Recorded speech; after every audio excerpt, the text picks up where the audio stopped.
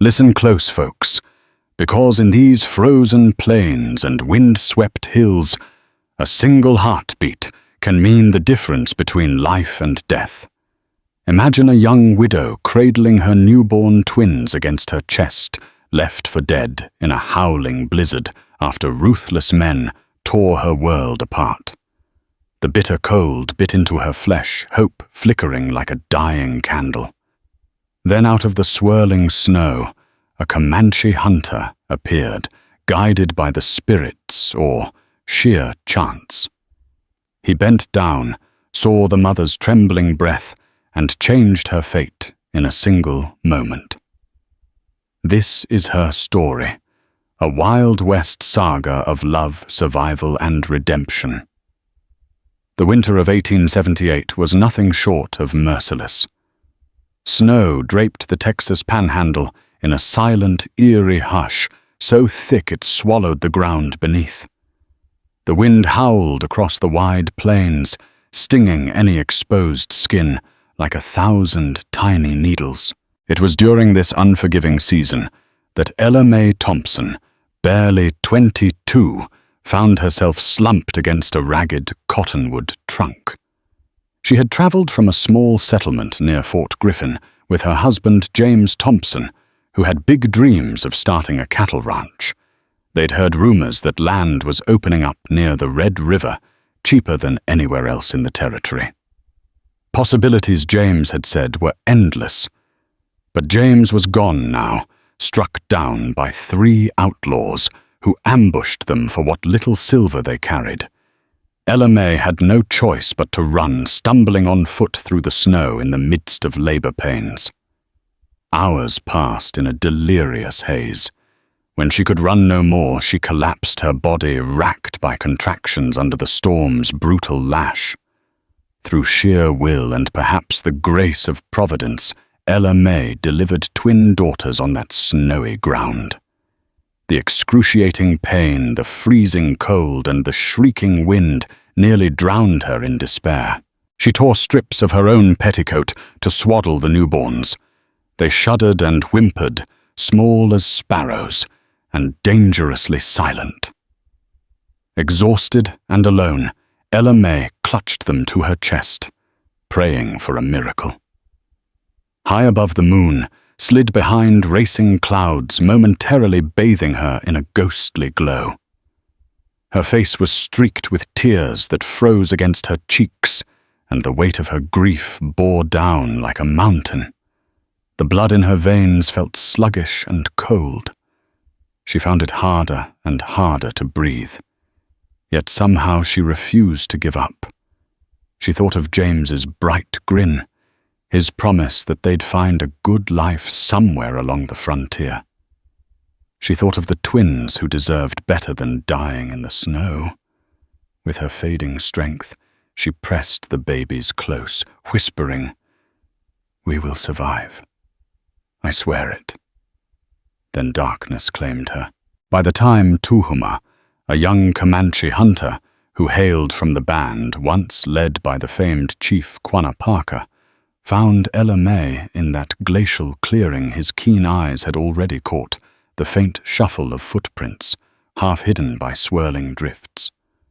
Tuhuma had left his own camp at the edge of the Llano Estacado in search of game, hoping to feed his small family through the rest of winter. He never expected to see a white woman lying in the snow, much less one who held 2 newborn infants. At first he thought she was dead. Her hair, honey blonde once, was plastered to her forehead, and her lips were a purplish hue. But when he knelt close, Tuhuma's breath hitched. A ghostly rise and fall stirred in her chest. The children, wrapped in pitiful rags, lay limply in her arms. The mother's eyelids fluttered, and a barely audible gasp escaped her lips. With practiced urgency, Tuhuma pulled a rolled buffalo hide from his horse's flank. The Comanche people knew all too well about survival in winter's harsh embrace. He gently lifted the woman and her babies, careful to keep them together for warmth, and wrapped them in the heavy hide. His horse, a sturdy, sure-footed Mustang named Bright Fang, snorted, and stomped the snow, sensing the urgency. He rode hard that night, guided more by instinct than sight, the swirling snow nearly blinding. He pressed on, determined to give this woman and her infants a fighting chance. Tuhuma's own mother had taught him that life was sacred, whether it be Comanche Kiowa settler or anyone in between. With the mothers you showed mercy. After several miles, he reached a small outcropping where his traveling companion, a fellow Comanche named Little Hawk, had raised a makeshift teepee for the night. Little Hawk's eyes widened when he saw Tuhuma approaching with a barely conscious woman and 2 newborns. At once they stoked the fire-added furs on the ground and placed mother and babies close to the warmth. In the flickering flames, Ella May stirred her cheeks, a ghostly pale. Yet her heart still fought. Tuhuma crouched beside her, pressing a water skin gently to her lips. She coughed. The babies whimpered. Though they were on the edge of oblivion, there was a spark. The first step toward survival had begun. 3 days passed in a blur for Ella May. Each time she floated to consciousness, she felt a roaring fire nearby and smelled the pungent aroma of herbs. She was vaguely aware of 2 men speaking in low, reassuring tones, their language foreign to her. When she could finally open her eyes and hold a thought, she found herself inside a small lodge made from tanned hides. Shadows danced on the walls as a fire crackled in the center. She felt stiff and sore, as though her bones had turned to ice. Instinctively, she looked for her children. The twins were nestled in separate bundles of hide, lying close to the fire where they soaked in the warmth. Their color was returning tiny fists, twitching with fragile life. At the sight of them, relief and gratitude swelled in her chest, so powerful it nearly shattered her. Then the wave of memory came, James's final moments. The outlaws, the snow, the desperate birth. She realized she was safe for now and that someone had saved her. Carefully she tried sitting up, wincing at the pain that lanced through her abdomen. Her voice was a dry rasp as she managed to call out, "Hello, who? Who is there?" Tuhuma rose from the far side of the fire. He was young, maybe in his late 20s, his hair braided and tied with leather cords. Around his neck hung a pendant carved from bone. His dark eyes held a gentle warmth, despite the wariness she knew existed between settlers and the Comanche. He said something in Comanche, then switched to broken English. "I am Tuhuma." "You hurt. Rest." Ella May's mouth trembled with gratitude. "Thank you," she whispered, tears threatening to spill. "My babies," Liv Tuhuma said quietly. He crossed over to check on them, then brought her a steaming cup of herb-infused water. She drank slowly, each swallow soothing the rawness in her throat. He offered her a small bowl of something that smelled faintly of cooked venison. It tasted like a lifeline. Little Hawk, older and gruff, emerged, nodding at Ella May in acknowledgement. As the hours passed, Tuhuma explained in fragmented English how he'd found her. She told him her name haltingly, describing what had happened, though she could not yet speak of James's death without choking on grief. In that crude shelter on the vast and dangerous frontier, 2 strangers formed a bond under the watchful glow of flickering firelight. A week later, Ella May was strong enough to stand, though her muscles still quivered from the strain. She nursed her daughters, whom she had quietly named Hannah and Grace by the fire.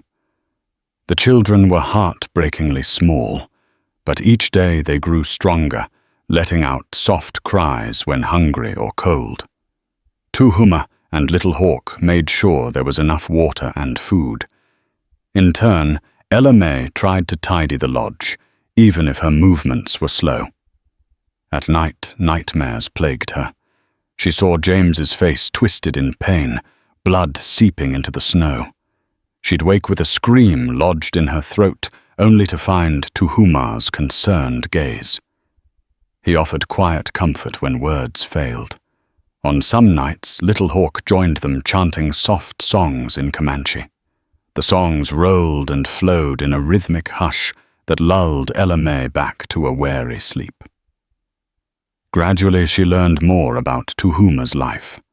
He was from a small Comanche band that resisted relocation to the reservation near Fort Sill. Many had joined Quanah Parker and sought peace, but Tuhuma still roamed the old ways, hunting buffalo, trading hides where he could.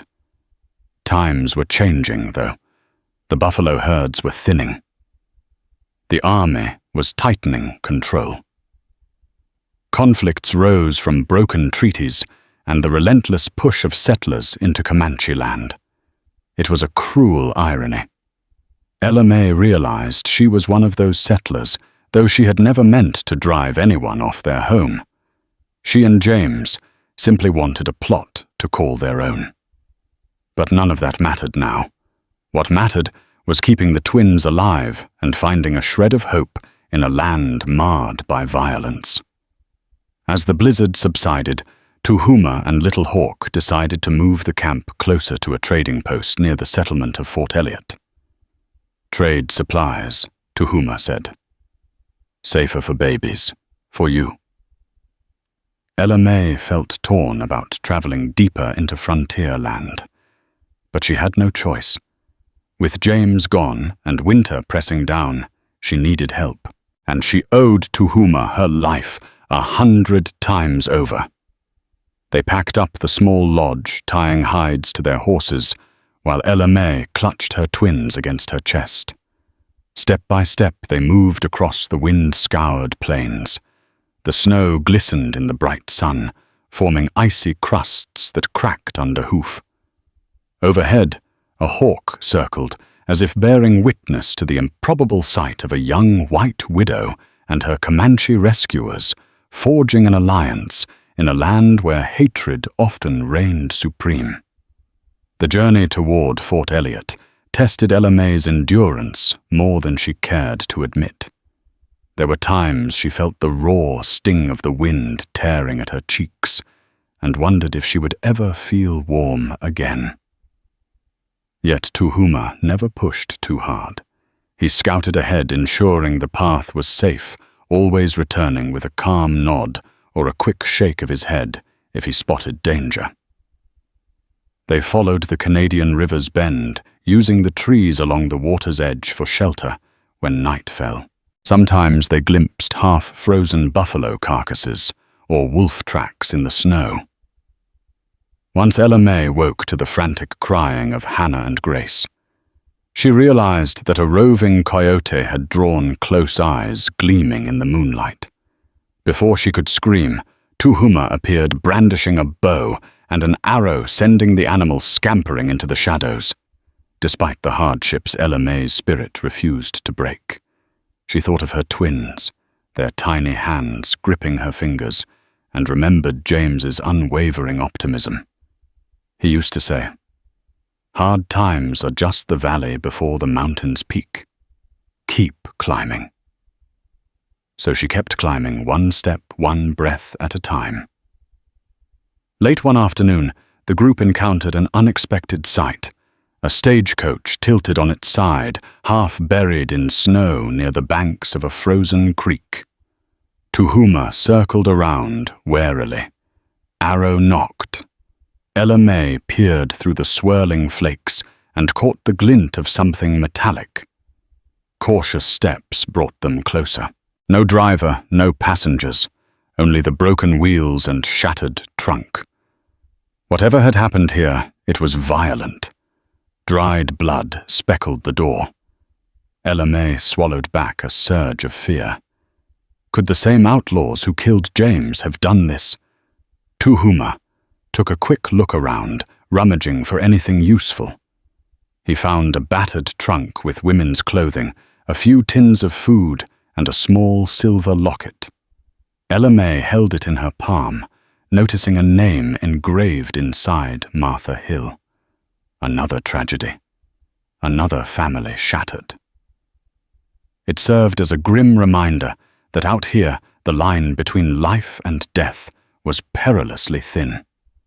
Ella May realized she might never find the outlaws who killed her husband, never see justice done. But she felt a stirring resolve. Perhaps she couldn't bring James back, but she could protect their children. With Tuhuma's help, she would survive, come what may. They arrived near Fort Elliot in the early evening. The wooden outpost sat on a gentle rise, and a scattering of cabins and tents formed a modest settlement around it. Smoke curled from chimneys, and the distant neighing of horses mingled with the low murmur of voices.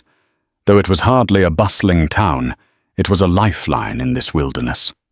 Ella May felt both relief and dread. Relief because civilization. Any civilization meant the promise of shelter and supplies. Dread because she knew how tense relations were between settlers and indigenous peoples. A Comanche approaching the fort might spark fear, or even outright violence. Tuhuma understood the risk too. He halted some distance away, gesturing for Ella May to continue without him. "They not welcome me," he said carefully. The bitterness in his eyes spoke volumes about how often he and his people had been turned away, shot at, or demonized. Ella May's heart ached with gratitude and guilt. The man who saved her life and her twins might be in danger simply by approaching a settler outpost. She hesitated, not wanting to leave him to camp alone in the cold, but Tuhuma insisted. "I watch from far," he said.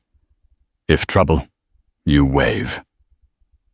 Little Hawk handed Ella May a small pouch of medicinal herbs. "For babies," he said in Comanche-accented English. She nodded, hugging the medicine to her chest. "Thank you both," she whispered, tears in her eyes. I will return with help. I promise." Gathering her courage, Ella May trudged toward the settlement. She was greeted by wary stares. A lone figure trembling with 2 newborns bundled at her chest was a curious sight, but at least it didn't prompt immediate gunfire. A Union Army sergeant in a weathered coat stepped forward, his hand resting on his sidearm. "Ma'am, are you all right? Where'd you come from in this storm?" "Ella." May swallowed hard. "My name is Ella May Thompson," she said. "I was robbed. My husband was killed. I need help. Shelter. My babies are just weeks old." The sergeant, whose name tag read Sergeant John Tolliver, eyed her in concern.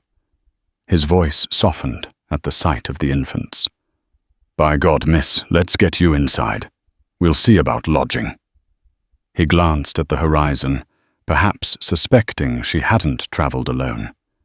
But for now, he let it be.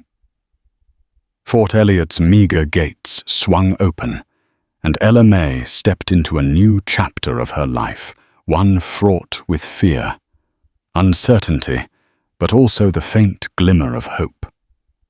Inside the fort's makeshift barracks, the warmth enveloped Ella May like a soothing blanket. Soldiers and a few civilians bustled about, bundling their coats against the wind. A woman who introduced herself as Clara Brown, a local nurse often hired by the army, hurried forward the moment she spotted the newborn twins.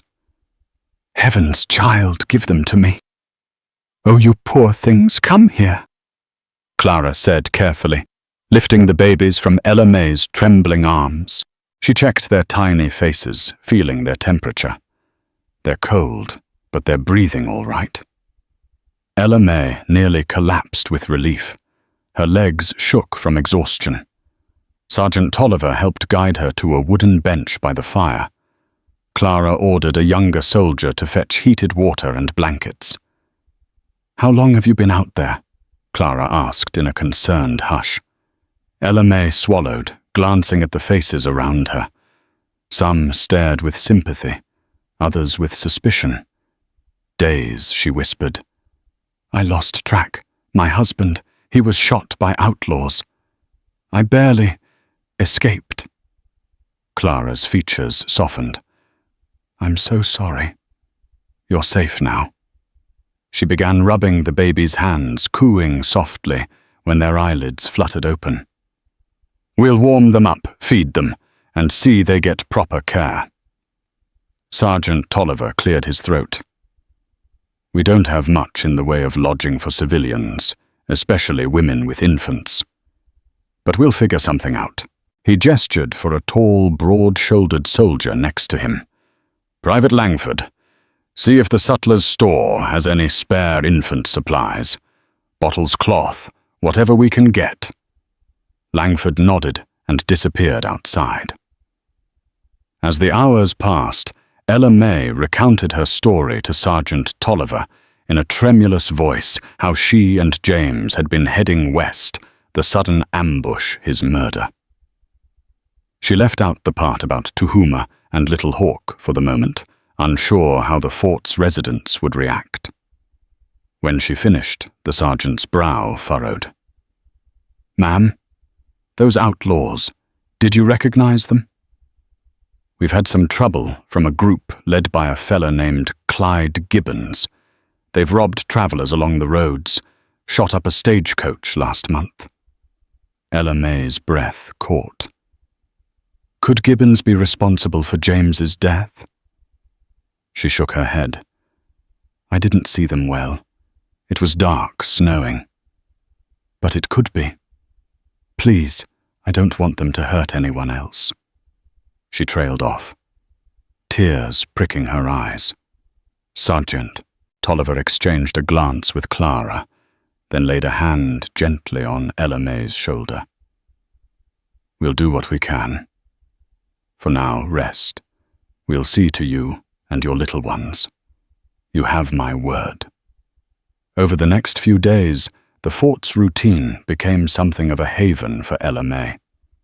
Clara Brown and another local woman, Mary Rodriguez, who did washing for the soldiers, helped her learn how to properly care for the twins in these cramped, makeshift conditions. Hannah and Grace seemed to sense the relative safety.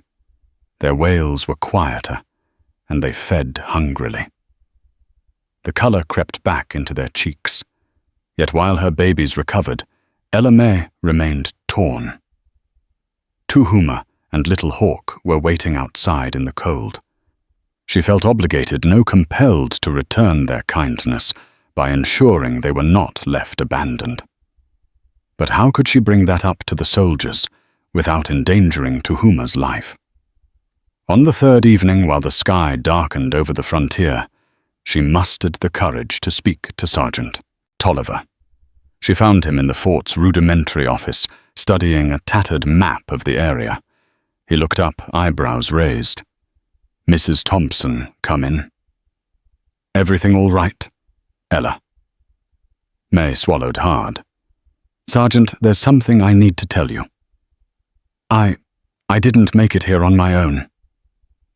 She proceeded to explain how Tuhuma, the Comanche hunter, saved her in the snow, tended to her, and brought her to the outskirts of Fort Elliot. He risked his life, Sergeant. I owe him everything. He and his companion, Little Hawk. They're still out there camping by the river. I'm afraid they have no safe place to go. The sergeant's eyes narrowed, and a muscle in his jaw twitched. A Comanche rescued you. That's not something you hear every day, ma'am. He rubbed the back of his neck. We've had tensions in this region, but if he truly meant no harm and saved your life... He let out a slow breath. Let me speak to Captain Beavers. He's in command here.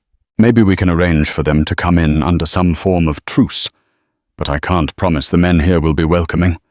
Some have lost friends in skirmishes. Ella May felt her stomach tighten. Please, Sergeant, He's a good man. If we show them trust, perhaps it'll start to mend. Some things. Tolliver nodded grimly, a spark of empathy in his eyes. We'll see, Mrs. Thompson. We'll see. Ella May left the office, her mind whirling with worry. She hoped Tuhuma would trust her enough to come in peacefully if the soldiers allowed it. Her debt to him weighed heavily on her heart, and she resolved to do whatever it took to repay the kindness he had shown when she was at her most vulnerable. 2 days later, under a cold morning sun, Sergeant Tolliver led a small detachment of soldiers out beyond the fort's boundaries. Ella May rode with them, bundled against the chill. In her arms, she carried a small basket containing a blanket, some rations, and a beaded necklace she had painstakingly crafted from leftover thread and tiny trinkets gleaned from the fort. It was her meager offering to Tuhuma, a token of gratitude and respect. They followed the trail until they neared a stand of cottonwoods by the sluggish, partially frozen river.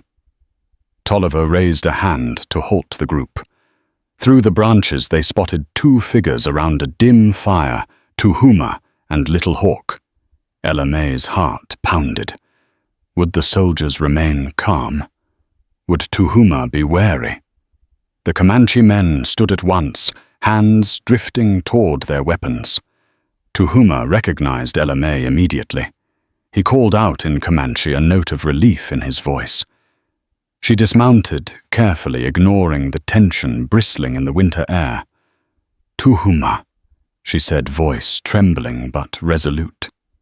It's all right. These soldiers, I asked them to come. I want you to meet them. Tuhuma glanced from her to Sergeant Tolliver. Slowly, he relaxed his grip on his bow. Little Hawk, older and more suspicious, kept his eyes trained on the detachment's rifles. Tolliver stepped forward, one hand raised to show he meant no harm. My name's Sergeant John Tolliver, Fort Elliot. We appreciate what you did for Mrs. Thompson. She told us you saved her life and her babies. A moment of stillness passed. Then Tuhuma nodded. He replied in halting English, She would die. Snow. Babies, too. He cast a glance at Ella May. There was warmth in his eyes, offset by the caution bred from years of conflict. Ella May drew closer, offering the basket. Please take these. It's not much, but I want you to have it. She lifted the necklace, showing him the beads arranged in a simple pattern. Tuhuma accepted it carefully as though it were a fragile piece of glass. A tiny smile ghosted across his lips. Sergeant Tolliver exhaled slowly. We'd like to invite you to stay near the fort where it's safer. Maybe we can come to some understanding. This land can be cruel in winter. No sense in letting good people or babies die out here. Tuhuma and Little Hawk exchanged a look. Finally, Tuhuma nodded. We come, but we watch. Ella May felt a weight lift off her shoulders. Perhaps there was room for trust and respect in this endless, unyielding frontier. The sight of Tuhuma and Little Hawk riding in behind the soldiers' detachment caused a stir at Fort Elliot. Some civilians and enlisted men gawked openly. A few spat in the dirt, muttering curses about savages. Others seemed merely curious. Ella May stood protectively beside Tuhuma, cradling one of the twins, as Sergeant Tolliver introduced him to a stern-looking officer, Captain Gerald Beavers. Captain Beavers, a gruff career soldier with a thick moustache, folded his arms over his chest. I don't like it, he said, eyeing the Comanche men. We've had trouble with raids along the Canadian River. How do we know these two aren't scouts for a larger war party? Ella May stiffened. They saved my life, Captain. My babies, too. They didn't have to, but they did. That should speak to their character. Beavers's jaw clenched, but he relented with a curt nod. I'll allow them to stay in the stables for a short time under guard. If they cause trouble, they won't, she insisted, ignoring the soldier's glare. Tuhuma watched her carefully, evidently picking up on the tension. He said nothing, but she suspected he understood more English than he let on. Thus began an uneasy coexistence. The fort's stables weren't comfortable, but Tuhuma and Little Hawk accepted the offer rather than remain in the bitter cold outside. Each day, they ventured out under watch, checking snares or hunting small game along the outskirts of the fort. Occasionally, they brought back a rabbit or a brace of quail, sharing it with Ella May and her twins. In turn, Ella May did her best to ease the suspicion. She taught Tuhuma basic phrases to help him communicate with soldiers. She also gleaned from him a few Comanche words, Taha for friend, Tubsai for thank you. Their bond, tenuous yet genuine, grew stronger with each gesture of trust. Clara Brown became one of their few allies. She was pragmatic but kind, helping dress Tuhuma's minor wounds from a barbed wire fence. You've got spunk, Mrs. Thompson, she told Ella May one afternoon. I'm not sure this place is ready for peaceful coexistence, but you're trying. That counts for something. Meanwhile, news trickled in of renewed bandit attacks. A stagecoach was found ransacked several miles away, and a local rancher reported stolen cattle. Sergeant Tolliver suspected Clyde Gibbons's gang, though no one knew where they holed up. Ella May's heart pounded each time she heard the name. If Gibbons was indeed responsible for James's murder, she yearned for justice. But how could she find it in a lawless frontier where the living had no guarantee of tomorrow? As winter's grip slowly loosened, the days at Fort Elliot settled into a tense routine. Ella May helped with odd jobs in the kitchen and laundry in exchange for a cramped bunk in a small shed. Hannah and Grace were never far from her sight. Clara Brown kept watch over the twins when Ella May was needed elsewhere, cooing and singing lullabies in a soft southern drawl. Tuhuma and Little Hawk made themselves useful hunting small game and sharing the meat. Some soldiers scoffed at the idea of receiving help from Comanches, but hunger could silence prejudices at least temporarily. A select few, like Private Langford, befriended Tuhuma after a successful hunt. They shared a wary camaraderie, conversing in broken English and gestures. One chilly afternoon, while returning from the river with fresh water, Ella May noticed a commotion near the fort's gates. She hurried closer, heart pounding, mindful of Hannah and Grace tucked in a sling around her body. The gates opened to reveal a small wagon escorted by two men on horseback. Their faces were grim, their clothes stained with dust and dried blood. She recognized one man as a local rancher named Samuel Wilcox. She'd seen him a few times at the fort. But her eyes widened at the second horseman, Marshal Bill Tilghman, a name she'd heard whispered with respect and fear. Tilghman was a federal marshal with a reputation for tracking down criminals who plagued the frontier. He had come and gone through Fort Elliot a few times over the last year. Captain Beavers emerged, greeting them stiffly.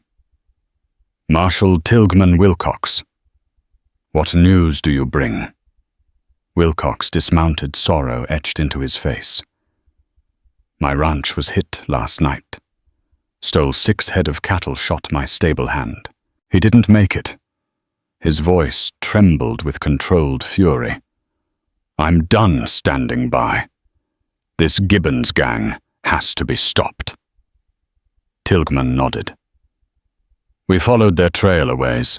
They're hiding somewhere along the Palo Duro Canyon, I suspect. Then his gaze fell on Ella May, the twins, and the 2 Comanche men standing nearby. Curiosity flickered in his steely eyes.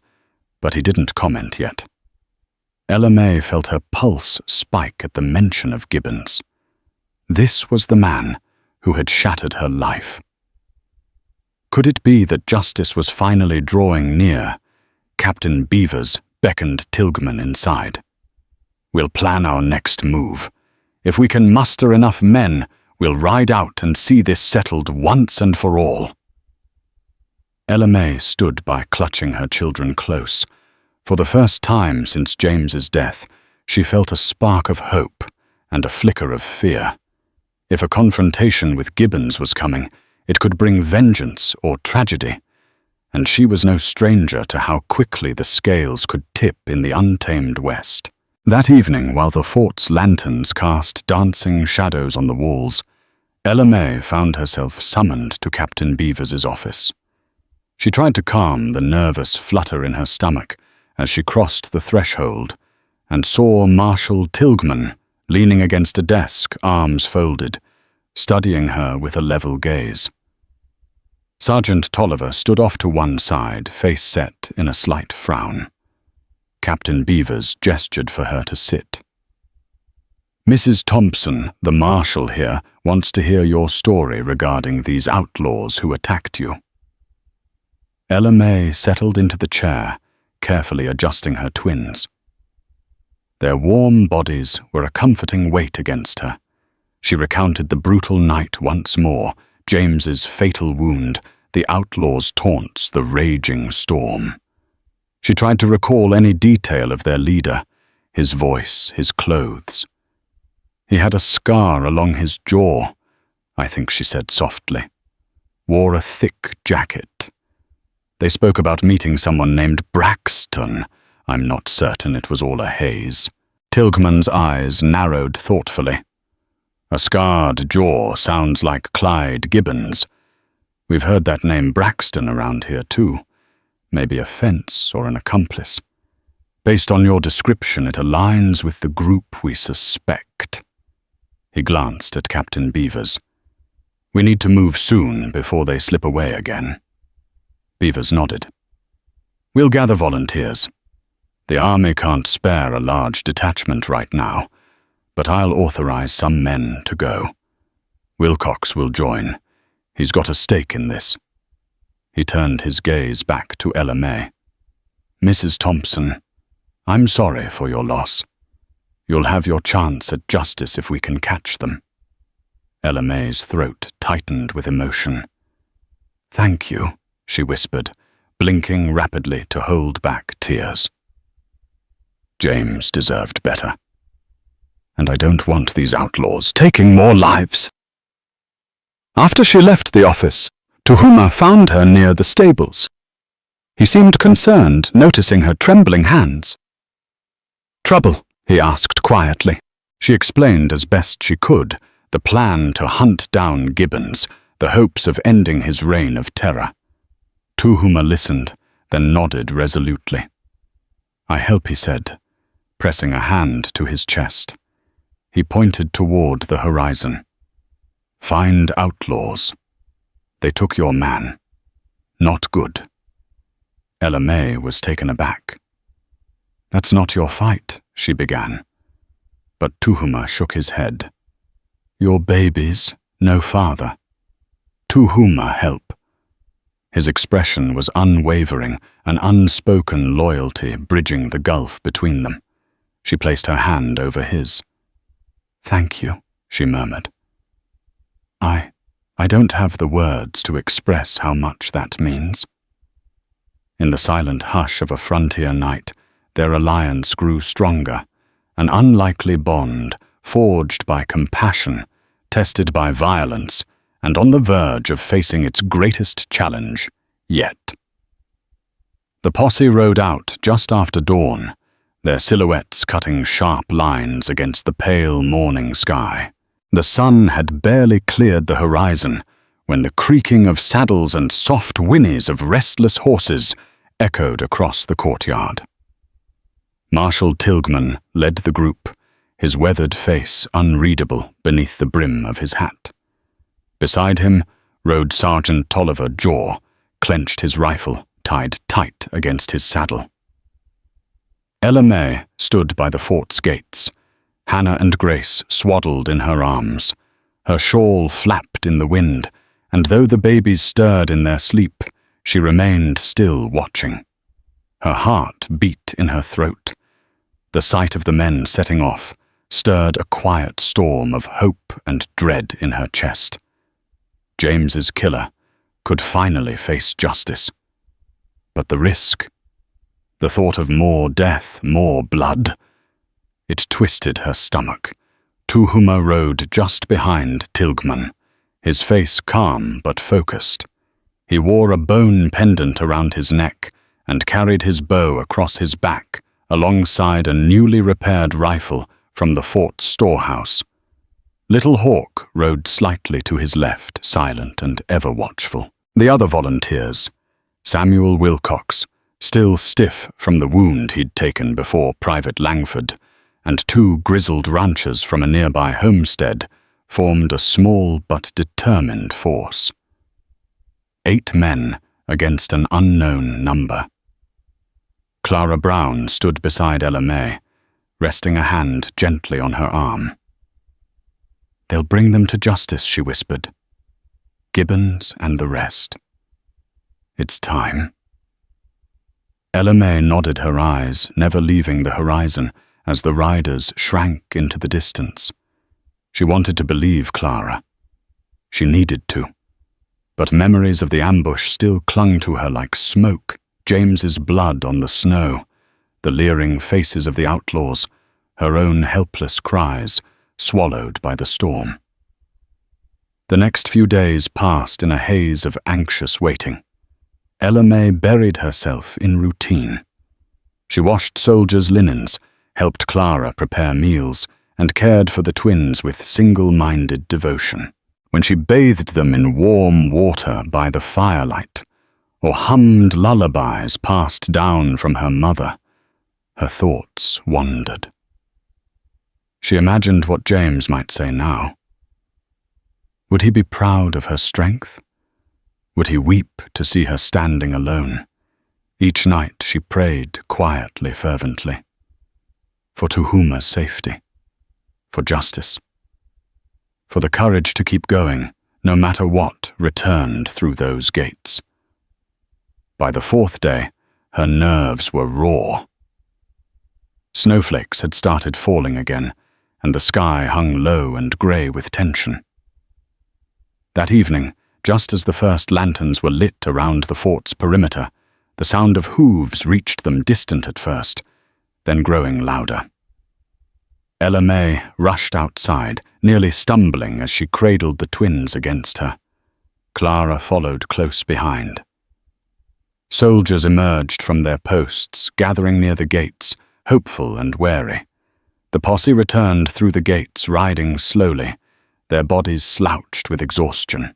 Marshal Tilghman's coat was torn dust, and blood smeared across one shoulder. Sergeant Tolliver had a fresh cut above his right eyebrow, crusted dark against his pale skin. Samuel Wilcox was barely upright in the saddle, one arm hanging limp, a crimson patch soaking his shirt. But it was Tuhuma that Ella May searched for first, and when she saw him, her heart clenched. He was there, alive.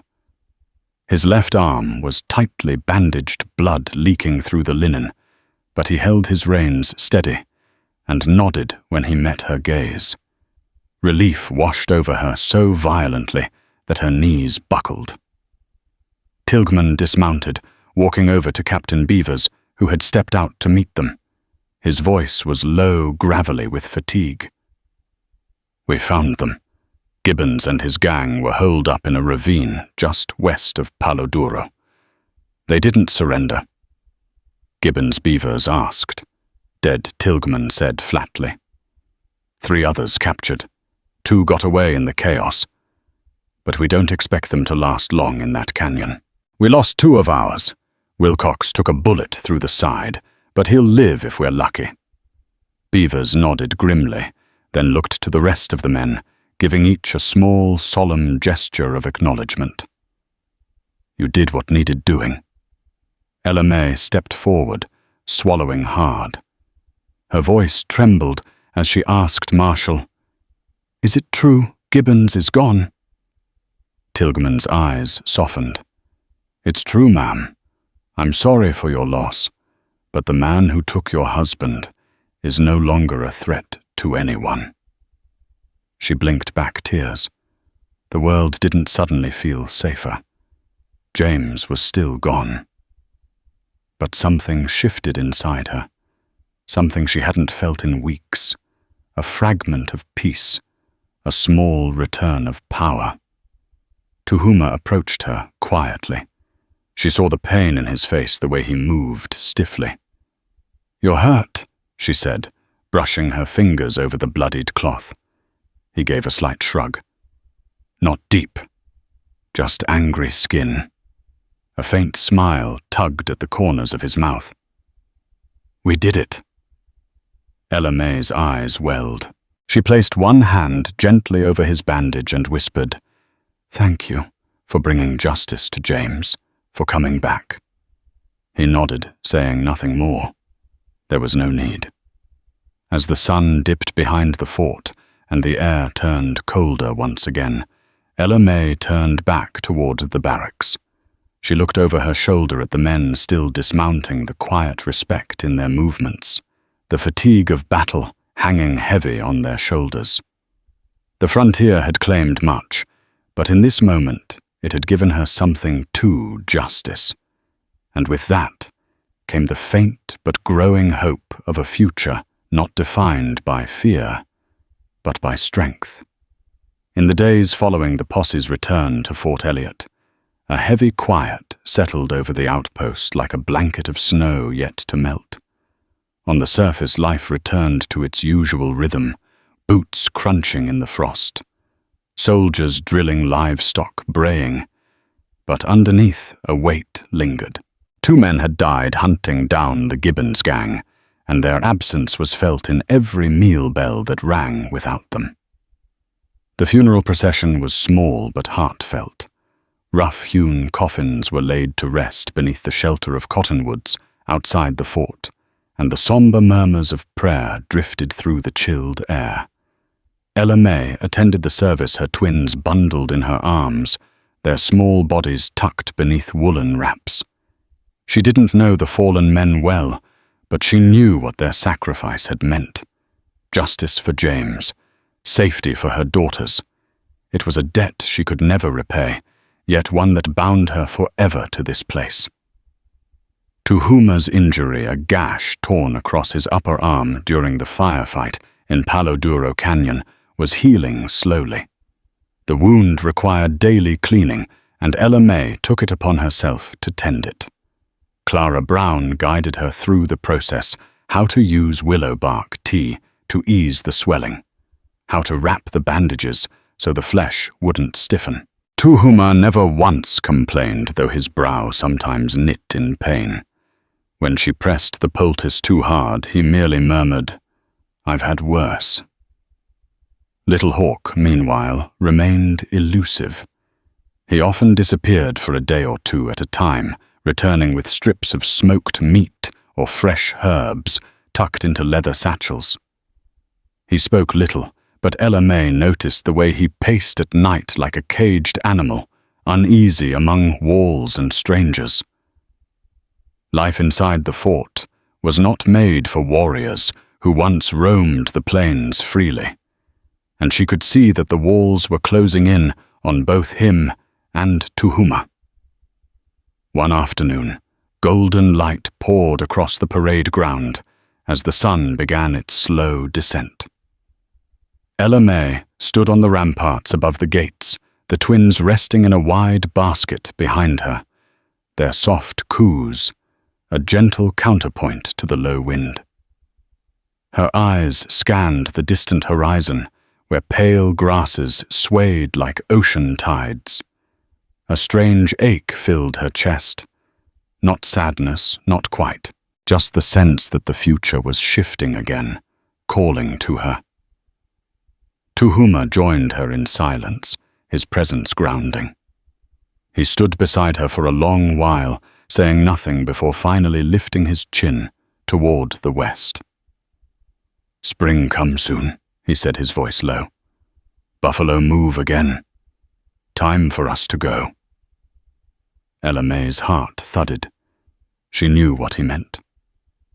The Comanche couldn't stay at the fort indefinitely, not with whispers behind every door and cold stares that never warmed. "You're leaving?" she asked, voice barely audible. He nodded slowly. "Little Hawk say, stay too long. Not our way." His dark eyes flicked to hers. You and babies. You stay." She looked away, unsure of her answer. The fort had given her shelter, yes, but it had not given her peace. Not truly. There were always watchful eyes, curious murmurs about her, and the Comanche warrior who had saved her life. And though Captain Beavers had allowed their presence, he did so with the tight-jawed tolerance of a man just waiting for a reason to revoke it. "I don't know," she admitted. "I've thought about heading east, but there's no one left for me there, and I can't raise my girls in fear." She turned toward him fully. "Where would you go?" Tuhuma's expression softened. "My people, some stay near Fort Sill. Quanah Parker's band. They try peace now. Live different, not like old times. Maybe you could come." The idea struck her like thunder, foreign and bold. A white woman alone with twin daughters living among a Comanche band. It would be unthinkable to most, dangerous, some would say. But when she looked at Tuhuma, she didn't see danger. She saw the man who had carried her through the snow, who had fought for her husband's justice, who had kept her daughters alive when all the world seemed set on taking them. "I don't belong anywhere anymore," she whispered. "Not here. Not back east. But maybe I could belong somewhere new." Tuhuma nodded once. "You strong. You make your place." She smiled, the corners of her eyes crinkling with the beginnings of tears. "I'll think on it. But I trust you. That counts for something." The sun dipped lower, and a hawk soared high above them, its wings spread wide against the sky. Ella May watched it glide silently, a lone shape chasing the wind. Somewhere in that quiet moment she understood what she needed, not just safety, but a life worth living. Not just survival, but freedom. She placed a hand gently on Tuhuma's arm. "If I go with you, it won't be easy." "No," he said simply. "But it will be honest."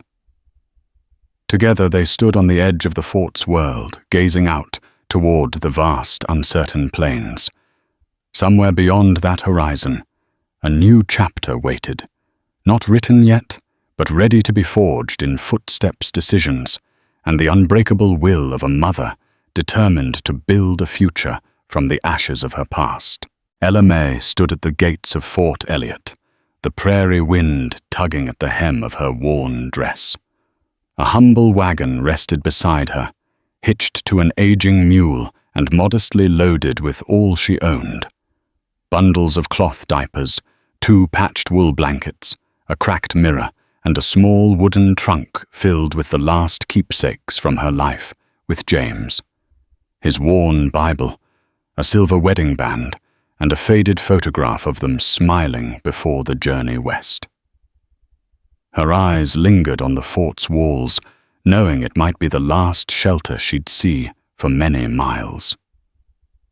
Behind her, the twins, now nearly 2 months old, slept bundled together in a lined basket, resting on the wagon's plank seat. Their soft breathing was a steady rhythm against the uncertainty pounding in her chest. She turned startled slightly as Clara Brown stepped out from the barracks, cradling a small jar wrapped in muslin. "You be careful out there." Ella? May, Clara said, pressing the jar into her hands. It's salve for the little ones. Helps with rashes, chafing. Even keeps the bugs away come summer. Her face was tight with concern, but her voice was warm. You're tougher than most folks who come through these gates. Don't let this land change that. Ella May clutched the jar to her chest and swallowed the knot in her throat. Thank you, Clara. For the medicine, and for being kind. A moment later, Sergeant Tolliver approached, removing his cap out of respect. Mrs. Thompson, he said solemnly, you've endured what most couldn't, and you did it with your head high. I hope you know if you ever find yourself this way again, you'll have a place here. He glanced over at Tuhuma, who stood beside his Mustang. Bright Fang, adjusting the leather straps on his saddle. Him too, Tolliver added after a beat, if I have any say in it. Ella May offered a faint but genuine smile. Thank you, Sergeant. You gave us a chance. That means everything. In the background, Captain Beavers watched with arms folded, his ever-stern expression cracking only slightly. There was no speech from him, just a sharp nod, as if he too recognized the quiet strength of the woman before him. Marshal Tilghman had already left days earlier on another pursuit of justice, as was his way. But his absence didn't dim the sense that something final, something irrevocable was shifting. This fort had become a chapter in her story, one marked by sorrow, resilience, and unlikely alliances. Tuhuma led his horse beside the wagon and gave her a small nod. Ready. She looked at him not just a man anymore, but the symbol of everything she had survived.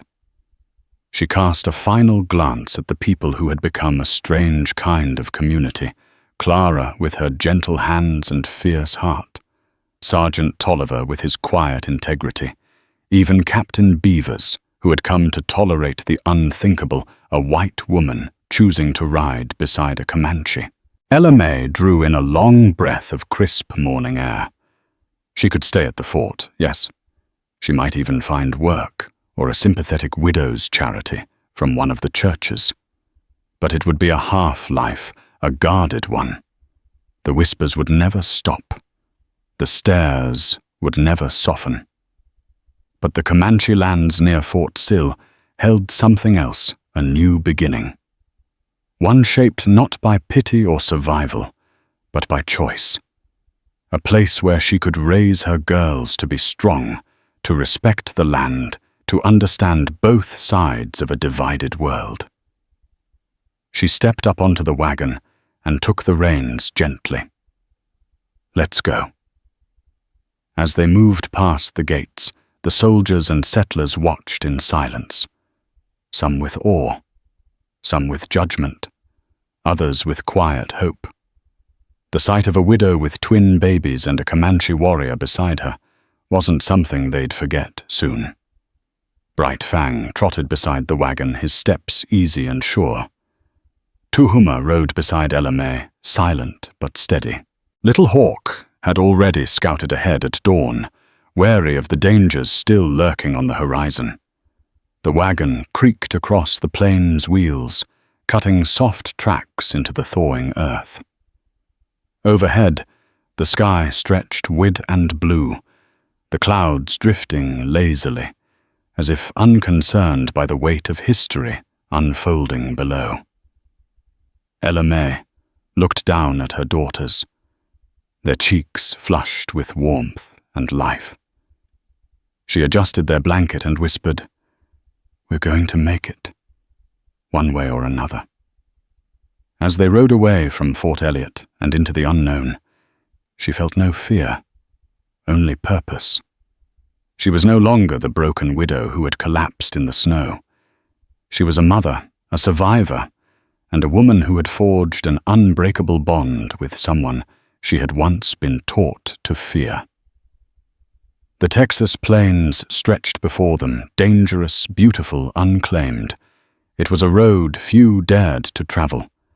But Ella Mae Thompson had already faced death and defied it. Now she rode toward life. Thus ends the tale of Ella Mae Thompson, the struggling widow who birthed her twins in a howling blizzard and found salvation in the most unlikely ally, a Comanche hunter named Tuhuma. From heartbreak to survival, from sworn vengeance to a fragile peace, her journey is a testament to courage, compassion, and the surprising bonds that can form on the untamed frontier. But the West never rests, and neither do its stories.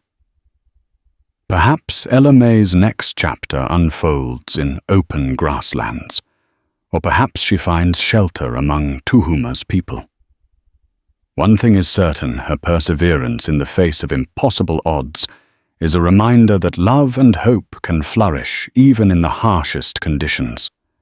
If this story moved you, dear friends, please like, share, and subscribe to our channel. There are many more Wild West sagas waiting to be told, and your support helps keep these legends alive for generations to come. Thank you for listening.